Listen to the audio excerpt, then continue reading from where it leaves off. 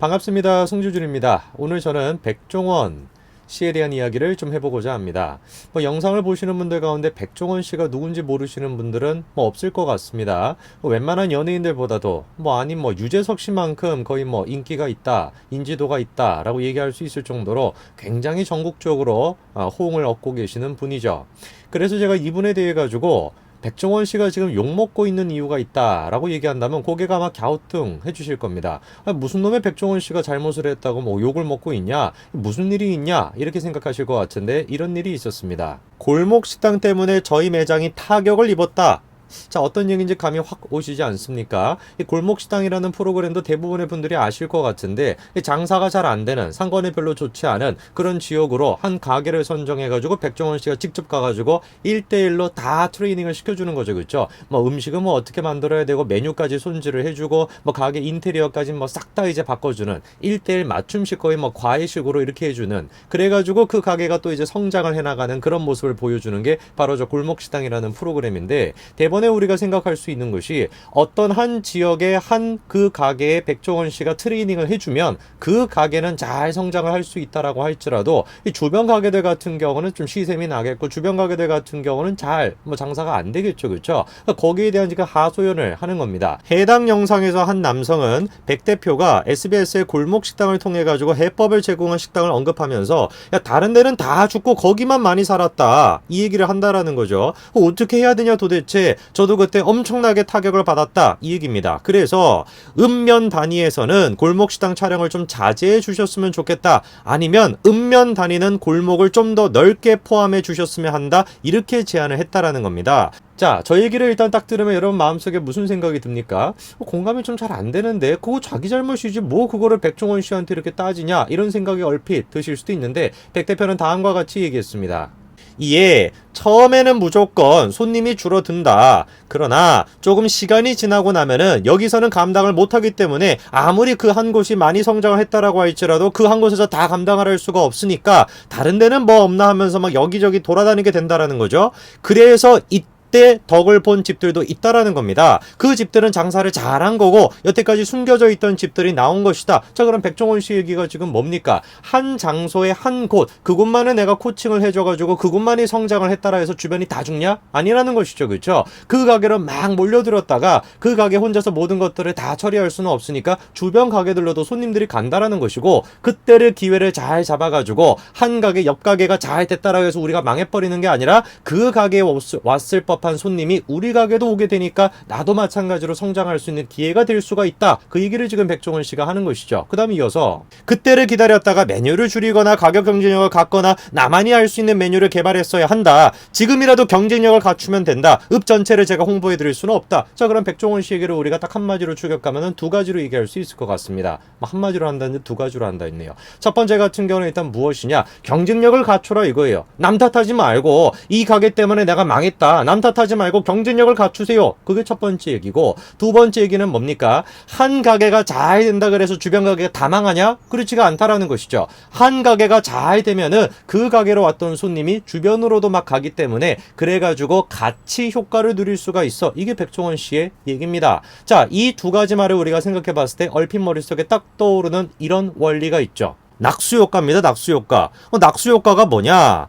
낙수효과는 분배보다 성장을 우선시하는 경제 철학에 의한다. 다시 말해서 성장을 통해 부의 절대적인 크기가 늘어나게 되면은 자연스럽게 누구나 더 풍요로워질 수 있다라는 것이죠. 부유층의 소득 증대가 유발하는 소비와 투자가 경제 성장으로 이어져 결과적으로 저소득층도 그 과실을 맛보게 된다는 것이다. 백종원 씨 얘기가 딱 이 낙수효과입니다. 한 장소가 잘 된다 그래가지고 주변이 다 망하냐? 아니라는 것이죠. 그렇죠? 그 장소가 많이 성장하게 되면은 절대적인 부 자체가 증가가 되기 때문에 그 부가 옆으로도 퍼진다라는 것이고, 실제로 거기서부터 이익을 얻은 사람도 있다라는 것이죠. 그 다음에 두 번째로 우리가 생각을 해봐야 되는 게, 읍면 단위에서는 골목식당 촬영을 좀 자제해 주세요, 이런 얘기를 하셨어요. 아까 전에 그분이 그런 얘기를 하셨습니다. 읍면 단위에서는 골목식당 촬영을 자제해달라. 저 얘기를 한마디로 축약하면 무슨 말입니까? 야, 이렇게 작은 시골, 이렇게 작은 지역에서는 너같이 이렇게 대기업 같은 사람들이 들어와가지고 하지 마라. 괜히 너네 때문에 우리가 그냥 다 망하게 생겼다. 이 얘기를 지금 하시는 것이죠. 자,